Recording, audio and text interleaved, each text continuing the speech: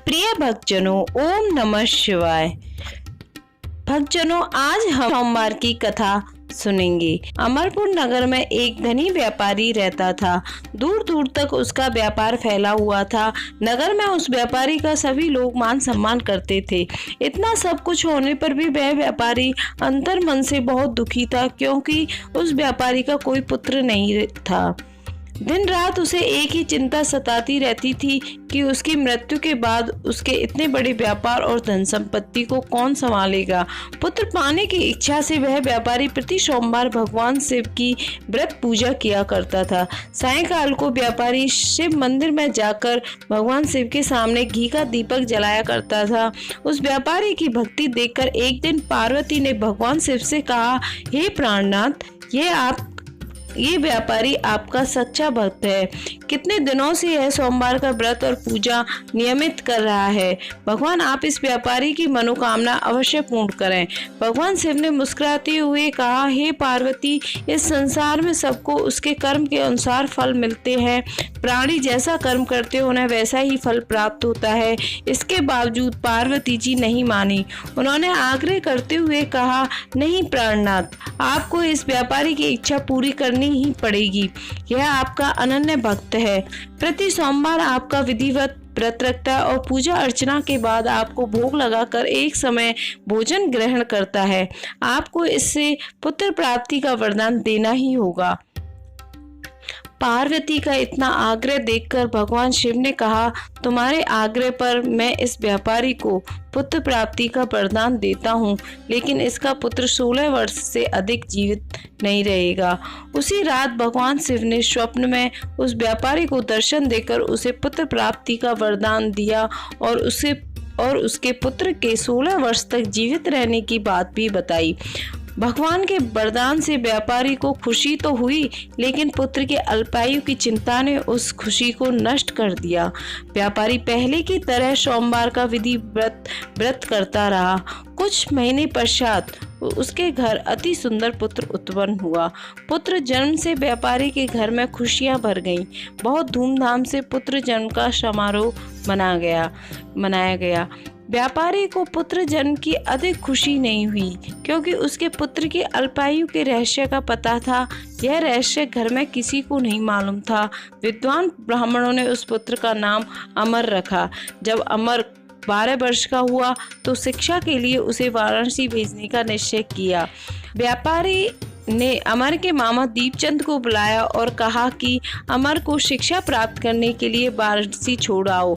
अमर अपने मामा के साथ शिक्षा प्राप्त करने के लिए चल दिया। रास्ते में जहाँ भी अमर और दीपचंद रात्रि विश्राम के लिए ठहरते, वहीं यज्ञ करते और ब्राह्मणों को भोजन कराते थे। लंबी यात्रा के बाद अमर और दीपचंद एक नगर में पहुंचे। उस नगर के राजा की कन्या के विवाह की खुशी में पूरे नगर को सजाया गया था। निश्चित समय पर बारात आ गई, लेकिन वर का पिता अपने बेटे के एक आंख से काने होने के कारण बहुत चिंतित था। उसे इस बात का भय सता रहा था कि राजा को इस बात का पता चलने पर कहीं वह विवाह से इनकार ना कर दें, इससे उसकी बदनामी होगी। वर के पिता ने अमर को देखा तो उसके मस्तिष्क में एक विचार आया। उसने सोचा, क्यों ना इस लड़के को दूल्हा बनाकर राजकुमारी से विवाह करा दूं। विवाह के बाद इसको धन देकर विदा कर दूंगा और राजकुमारी को अपने नगर में ले जाऊंगा। वर के पिता ने इसी संबंध में अमर और दीपचंद से बात की। दीपचंद ने धन मिलने के लालच में वर के पिता की बात स्वीकार कर ली। अमर को दूल्हे के वस्त्र पहनाकर राजकुमारी चंद्रिका से विवाह करा दिया गया। राजा ने बहुत सा धन देकर राजकुमारी को विदा किया। अमर जब लौट रहा था तो सच नहीं छिपा सका और उसने राजकुमारी की ओढ़नी पर लिख दिया, राजकुमारी चंद्रिका, तुम्हारा विवाह तो मेरे साथ हुआ था। मैं तो वाराणसी में शिक्षा प्राप्त करने जा रहा हूँ। अब तुम्हें जिस नवयुवक की पत्नी बनना पड़ेगा वह कान्हा है। जब राजकुमारी ने अपनी ओढ़नी पर लिखा हुआ पढ़ा तो उसने कान्हे लड़के के साथ जाने से इनकार कर दिया। राजा ने सब बातें जानकर राजकुमारी को महल में रख लिया। उधर अमर अपने मामा दीपचंद के साथ वाराणसी पहुंच गया। अमर ने गुरुकुल में पढ़ना शुरू कर दिया। जब अमर की आयु 16 वर्ष की हुई तो उसने एक यज्ञ किया। यज्ञ की समाप्तियों पर ब्राह्मणों को भोजन कराया और खूब अन्न वस्त्र दान किए। रात को अमर अपने शयन कक्ष में सो गया। शिव के वरदान के अनुसार शयन अवस्था में ही अमर के प्राण पखेरु उड़ गए। सूर्य उदय पर मामा अमर को मृत देखकर रोने पीटने लगा। आसपास के लोग भी एकत्र होकर दुख प्रकट करने लगे।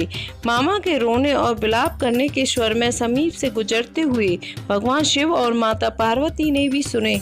पार्वती जी ने भगवान से कहा, प्राणनाथ, मुझसे इनके रोने के स्वर सहन नहीं हो रहे, आप इस व्यक्ति के कष्ट अवश्य दूर करें। भगवान शिव ने पार्वती जी के साथ अदृश्य रूप में समीप जाकर अमर को देखा तो पार्वती जी से बोले, पार्वती जी, यह तो उसी व्यापारी का पुत्र है। मैंने इसे 16 वर्ष की आयु का वरदान दिया था, इसकी आयु तो पूरी हो गई। पार्वती जी ने फिर भगवान शिव से निवेदन किया, हे प्राणनाथ, आप इस लड़के को जीवित करें, नहीं तो इसके माता पिता पुत्र की मृत्यु के कारण रो रो कर अपने प्राणों को त्याग कर देंगे। इस लड़के का पिता तो आपका परम भक्त है, वर्षों से सोमवार का व्रत करते हुए आपको भोग लगा रहा है। पार्वती के आग्रह करने पर भगवान शिव ने उस लड़के को जीवित होने का वरदान दिया और कुछ ही पल में वह जीवित होकर उठ बैठा। शिक्षा समाप्त करके अमर मामा के साथ अपने नगर की ओर चल दिया। दोनों चलते हुए उसी नगर में पहुंचे जहां अमर का विवाह हुआ था। उस नगर में भी अमर ने यज्ञ का आयोजन किया। समीप से गुजरते हुए नगर के राजा ने यज्ञ का आयोजन देखा। राजा ने अमर को तुरंत पहचान लिया। यज्ञ समाप्त होने पर राजा अमर और उसके मामा को महल में ले गया और कुछ दिन उन्हें महल में रखकर बहुत सा धन वस्त्र देकर राजकुमारी के साथ विदा किया। रास्ते में सुरक्षा के लिए राजा ने बहुत से सैनिकों को भी साथ भेजा। दीपचंद ने नगर में पहुंचते एक दूत को घर भेजकर अपने आगमन की सूचना भेजी। अपने बेटे अमर के जीवित वापस लौटने की सूचना से व्यापारी बहुत प्रसन्न हुआ।